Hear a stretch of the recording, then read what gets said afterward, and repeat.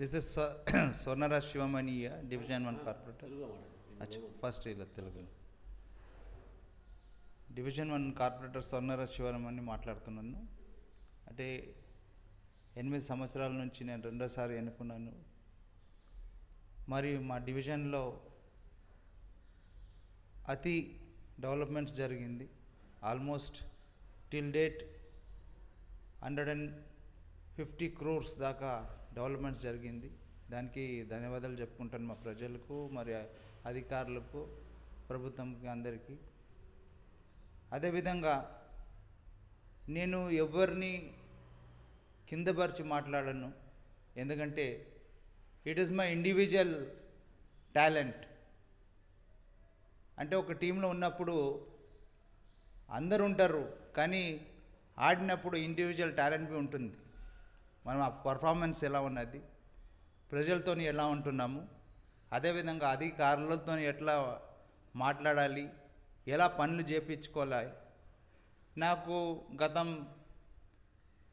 7.5 years BRS ప్రభుత్వంలో ఉండే, మళ్ళీ ఇప్పుడు నేను అసెంబ్లీ ఎలక్షన్స్కి బిఫోర్ కాంగ్రెస్ పార్టీ జాయిన్ అయ్యాను.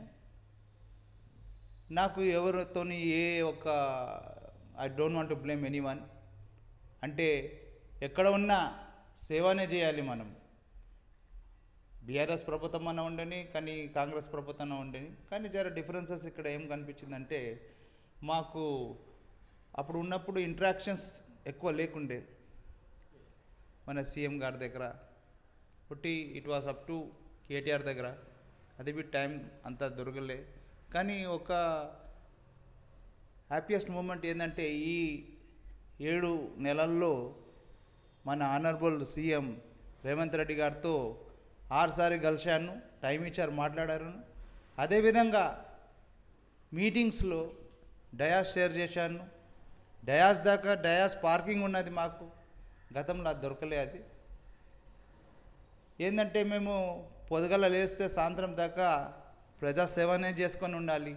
మాకు ఎంతో హామీలు ఇచ్చారు. స్టార్టింగ్లో ఎలక్ట్ అయినప్పుడు 3 days వర్క్షాప్ ఉండే ప్రగతి రిసార్ట్స్లో. అక్కడ ఒక హామీ ఇచ్చారు, మీరు ఇంటికి వెళ్ళినాకనే ల్యాప్టాప్ వస్తుందని. కనీసం ఒక పెన్ డ్రైవ్ దొరకలేదు మాకు. కానీ మేము కష్టపడినాం, ఎందుకంటే ప్రజలు మా మీద నమ్మకం పెట్టుకొని ప్రజలు మమ్మల్ని గెలిపించారు. మొన్న జరిగిన కౌన్సిల్ మీటింగ్లో చాలా బాధాకర విషయం ఏంటంటే, ప్రజలు మమ్మల్ని ఎలక్ట్ చేసి కౌన్సిల్లో పోయి గ్రీవెన్సెస్ గురించి మాట్లాడాలి, డెవలప్మెంట్ గురించి మాట్లాడాలని చెప్పి పంపితే, అక్కడ 20 questions ఒక్క క్వశ్చన్ బి జరగలే. కానీ అక్కడ ఏమి ఈగోయిజం, నీ పార్టీ నా పార్టీ అదే. That was very I would say, నాకు చాలా బాధ అనిపించింది. ప్రజలు దీనికే మనల్ని ఎలక్ట్ చేస్తారా? అక్కడ వెళ్ళి మాట్లాడకుండా అర్జన్ అని చెప్పేసి క్యాన్సిల్ అయ్యి వచ్చేసాం. కానీ నేను ఏ పార్టీలో ఉన్నా ప్రజాసేవ చేస్తాను, ప్రజలకు అనుకూలంగా ఉంటానని చెప్పి హామీ ఇస్తాను. Thank you.